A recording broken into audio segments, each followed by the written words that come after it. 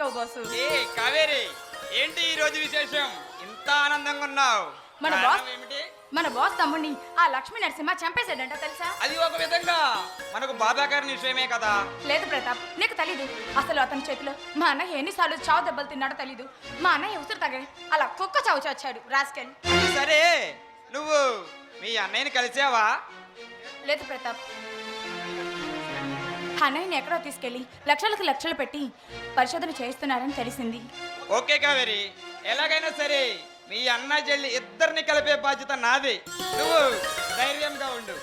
చాలు ప్రతాప్, చాలు. ఆ ఒక్క మాట చాలు. ఇంత మంచి వార్త చెబితే ఒట్టి కౌగిలింతేనా? అయితే మరి ఇంకేం కావాలి? నా జీవితాన్ని పూజా పుష్పంగా మార్చి నీ పాదాల చెంత చేర్చాను. ఇంకంతకన్నా ఏం కావాలి చెప్పు. మై డియర్ కావేరి, ఏంటి మాటలతో నన్ను మభ్య పెట్టాలంటే కుదరదు. నాకొక చిరుకానుక ఇవ్వాల్సిందే. కానుకలు ఇవ్వటానికి నేను శ్రీమంతురాలిని కాదు, నిరుపేదని. నా ఇంటికి కాబోయే ఎవరానికి నువ్వు నిరుపేదవి ఎలా అవుతావు?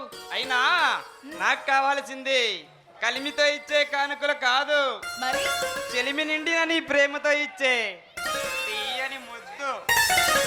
చెప్పో ప్రతాప్, నీవు రాను రాని అన్ని చెరిపి శ్రేష్టలే అవుతున్నాయి. ఈ వలపల రాని ప్రేమామృతం తాగి నేను చిలిపివాడిగా మారిపోతున్నాను. వెన్నెల దీపం లాంటి నీ చల్లని చిరునవ్వు ఎదలో ఎలలో నిద్రిస్తున్నా నా వలుపుల కోరికను తట్టి లేపుతుంది. అభినవ రతీదేవి లాంటి నీ రూపం నా మనసులో మల్లెలు చల్లి నన్ను ఉల్లాసపరుస్తుంది.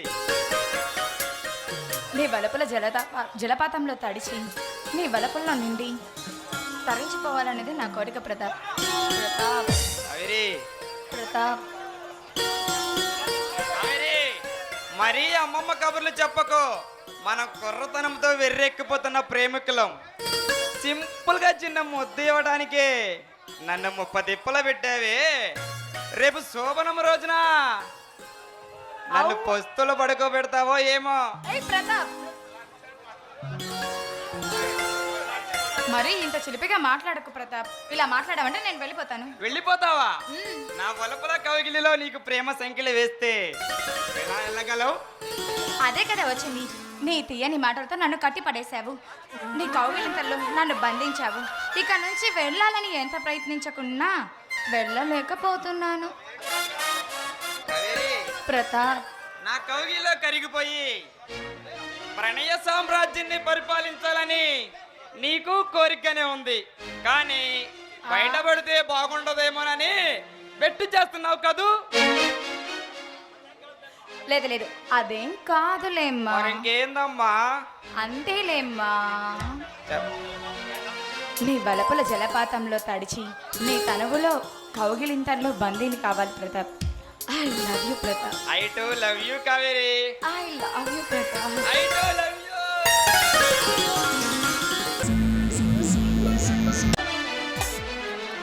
రానా, ఏమైంది? చేతికి ఏంటి దెబ్బ? ఏమి లేదు కావేరి, ఈ సిటీ కమిషన్ నాకు చిన్న గొడవ జరిగింది. రానా, చదువుకున్నవాడివి, అన్నీ తెలిసిన వాడి, నువ్వెందుకు ఇంకా ఇలాంటి పనులు చేస్తున్నావు? నా చిన్నతనం నుంచి అడిగింది లేదనుకుండా దావుద్ ఖాన్ నన్ను పెంచి పెద్ద చేశాడు. అందుకే ఆయన ఏం చేయమన్నా చేస్తా. చివరికి నా ప్రాణం అడిగినా ఇస్తా. అబ్బా, ఇప్పటికైనా పెళ్లి చేసుకుని స్వేచ్ఛగా బ్రతకొచ్చు కదా. స్వేచ్ఛగా బ్రతకటం, చెడ్డవాడు మంచివాడిగా మారటం చాలా కష్టం. ఒకవేళ మారినా ఈ సమాజం వాడిని మంచివాడిగా బ్రతకనివ్వదు. అంటే ఏంటి, నీకు ఇంకా పెళ్లి చేసుకునే వయసు రాలేదంటావా? పెళ్లి వయసు రాలేదే కాదు, మరి వలసిన ప్రియురాలు అంగీకరించాలిగా. అంటే నువ్వు ప్రేమలో పడ్డావా? ఎవరైనా ప్రేమిస్తున్నావా? అవును కావేరి, నేను ఒక అమ్మాయిని ప్రేమిస్తున్నాను. ఈ విషయం ఎన్నోసార్లు చెప్పాలనుకున్న అమ్మాయికి, కానీ చెప్పలేకపోతున్నా. మరి అయితే ఆ విషయాన్ని అమ్మాయికి చెప్పావా లేదా? చెప్పాలనే ఉంది, కానీ చెప్పలేకపోతున్నా. ఇది చాలా విచిత్రంగా ఉంది. ఏదైనా కానీ నీలాంటి మంచి మనసున్న వ్యక్తిని ప్రేమ పొందడం అమ్మాయి నిజంగా చేసుకునే అదృష్టం. అయితే నీ పెళ్ళికి నన్ను ఖచ్చితంగా పిలుస్తావా లేదా? పెళ్లికి పెళ్లి కూతురు కూడా నేను వస్తానందంట. అలా ముందు నువ్వు చెప్పేది. సరేలే, అయితే మరి నేను ఇక వెళ్ళేస్తాను. బాయ్.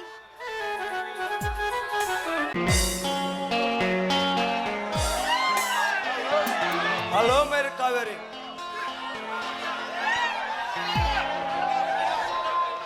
షడప్. ఎన్నిసార్లు చెప్పాను నన్ను అలా పిలవద్దని? ఏమి చేయను, కన్ను మూసినా కన్ను తెరిచినా నీ జ్ఞాపకాలే నా మైండ్లో మెరుగుతున్నాయి. ఒక్కసారి అవకాశం ఇచ్చావంటే 100 రోజుల సినిమా చూపిస్తా. నేను ఎవరో తెలిసే మాట్లాడుతున్నావా? తెలుసు, అందంలో అప్సరసవు, ఈ నిశరాత్రిలో కసి తీర్చే కన్నెరంబవు. నువ్వు సై అంటే ఈ రాశికలలో ఈ రాత్రి కరిగించి ఉదయానికల్లా వనరోజం చేయగలను. షటప్. ఒళ్ళు పొగరెక్కి మాట్లాడుతున్నావు. నేను నీలాంటి వాడి కోరికలు తీర్చే రమ్మడి కాదు. నీలాంటి రాక్షసుని అంతం చేసాయి ఆది పరాశక్తిని. ఈ చెత్తిని రత్తిగా మార్చుకునే మహాధీరుణ్ణి, మహామహారాజుని. నేను రసుకునిలే కానీ రాక్షసుని కాదే. కోపంతో చూసే నీలాంటి అందగత్తె గుండెల్లో తాపాన్ని కలిగించే రస్క సామ్రాజ్యానికి రారాజుని. నువ్వు వలసి వస్తే నెల్లరాజునవుతా, అదే తిరస్కరిస్తే బలత్కరించే వలరాజునవుతా. నన్ను బలాత్కారం చేయాలని చూస్తే నువ్వే బలైపోతావు. జాగ్రత్త. వెళ్ళాను. అడగ్గానే అంటుకుపోయి అందగత్తెలతో సరసం నీరసముగా ఉంటుంది. అదే నీలాంటి పొగరబోతు సుందరాంగితో పొందారమో మాటల్లో చెప్పలేం, అంత మధురముగా ఉంటుంది. పిచ్చి పిచ్చిగా రెచ్చిపోతే నీ పీక నులిమి నా కసి తీర్చుకుంటాను. నన్ను చంపాలంటే కోపంతో పనిలేదు కావేరి, తాపంతో చంపే పైన రుచు తరించిపోతా. నువ్వు కన్నె తాసుల పొసలు కొట్టావంటే పిచ్చెక్కుస్తున్న నీ అందాన్ని తీర కాటు వేస్తా. మృత్యువు సమీపించిన వాడి ఇలా సంధి ప్రలాపన చేస్తాడు. నన్ను అందుకోవాలని చూసావంటే అంతమైపోతావు. మర్యాదగా వెళ్ళిపోవు. ఇది సంధ్య పేలాపన కాదే, నా రసిక సుందరి రంది పేలాపన. నేను కసిగా చూశానంటే కన్నె పిల్లల సైతమే కడుపు వస్తుంది. ఒక్కసారి ఆ కవిగులను అడిగామంటే ఆరు చెమిటో తర్వాత నీకే తెలుస్తుంది.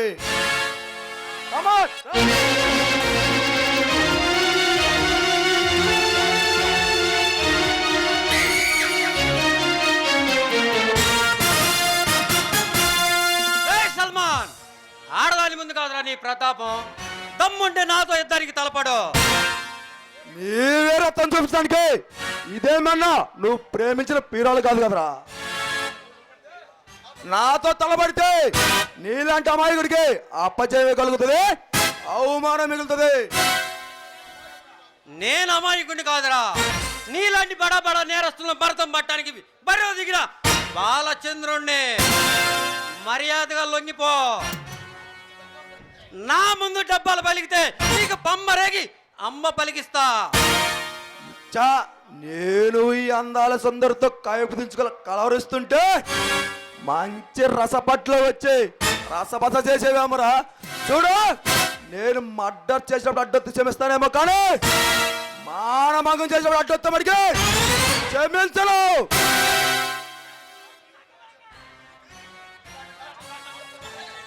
నీలాంటి రాక్షసులు బుద్ధి చెప్పడానికి ఈ ఇన్స్పెక్టర్ కమిషనర్ లక్ష్మీ నరసింహ వచ్చాడు. అతని చేతిలో నీకు చావు తప్పదు. కావేరి, నువ్వు లోనకి వెళ్ళు. వీడి సంగతి నేను చూసుకుంటా. Okay sir. మిస్టర్ కమిషనర్, నువ్వు కుదురుగా కూర్చుంటే నీతో ఒక్క 5 నిమిషాలు మాట్లాడతా. ఏయ్, నేను కుదురుగా కూర్చోటానికి రాలేదురా, నీతో చివరిసారిగా హెచ్చరించడానికే వచ్చా. నేను తెలుసు. Hello mister Pratap, good morning. ఎవరు నువ్వు? నా పేరు రాణా. స్నేహం చేస్తే సైలెన్స్ ఇచ్చే తుపాకీ లాంటి వాడిని, పాపం వస్తే బ్లాస్టింగ్ అయ్యే బాంబు లాంటి వాడిని. ఈ బాబు లాంటి వాడు కూడా నాకు సలాం కొట్టి నా ముందు గులాం అయ్యారు. నా ముందు డబ్బాలు కొడితే అడ్రస్ లేకుండా పోతావు. నా దెబ్బకు కాశ్మీర్ నుండి కన్యాకుమారి వరకు ఉన్న ఎందరో మనగాళ్ళు అబ్బా అన్నారు, కానీ నన్ను దెబ్బతీసే మనగడక పుట్టలేదు. నీలాంటి చోట చేతులు ఓడిపోయాయి. దత్తమ్మన కను సైకిల్తో కాలాంతికి నేతం చేసే కర్కోటకుడని నా ముందు కోతలకొస్తే నీ దిగ కోస్తా. కోతలు కొయ్యటానికి నేను కోటిపల్లి సంతలో ఏటి చేపలు అమ్ముకున్న వెర్రివాడనుకుంటున్నావా? ఉన్న చోటు నుండి కదలకుండా మనిషిని పిలిచేగల సత్తాన్న ఒక్క మగాన్ని. మగాడివైనా అశోక చక్రవర్తివైనా ఈ ప్రతాప్ ముందుకు వచ్చిన తర్వాత మామూలు మనిషిగా మాట్లాడాలి, వినయంతో నిలబడే విషయం చెప్పాలి. దేవుడి ముందు కూడా తల వంచిన దానవుడిరా నేను. నాకు కావాలనుకున్న దాన్ని ఏదైనా పొగరుగా పొందాలనుకుంటే గానీ అర్జించటం అలవాటు లేని వాడిని. నా ముందు పగర చూపించిన వాడు ఎవడు కూడా బ్రతికి పట్ట కట్టలేదు. పట్ట పగల హత్య చేసి అది హత్య కాదు, ఆత్మహత్యనే హైకోర్టులో లాయర్ చేత సాక్ష్యం చెప్పించగలను. నా కెపాసిటీ ఏంటో తెలియక రెచ్చిపోతున్నావు. నేను తలుచుకుంటే నిన్ను ఇక్కడికిక్కడే భూస్థాపించేస్తా. ఎప్పుడు ఎదుటి వాడిని తక్కువ వంచిన దెబ్బతింటావు. అంతటి మోనుగాడివా? నా సత్తా చూడాలని సరదా కూడా చెప్పు. ఈ భవనం మొత్తం 3 నిమిషాలు ముక్కలు చేస్తా. నీ మాటల దాటికి కోటల పీటులో వాడుతుందని భ్రమపడుతున్నావా లేక నన్నే భయపెడుతున్నావా? భయపెట్టడం లేదు, జాగ్రత్తగా ఉండమని హెచ్చరిస్తున్నా. ఏ విషయంలో? ఆ కాలనీ ప్రజలు ఖాళీ చేసే విషయంలో. అది నా ఇష్టం. ఇదే నీ నిర్ణయం అయితే ఇక్కడి నుంచి ఇంచు కూడా కదలేవు. అయితే ఆపుగా చూస్తా. ఇక్కడ నన్ను ఓడించి అక్కడ ఆ కాలనీ ప్రజలు ఖాళీ చేయించు. అయితే ఓకే. అయితే రా.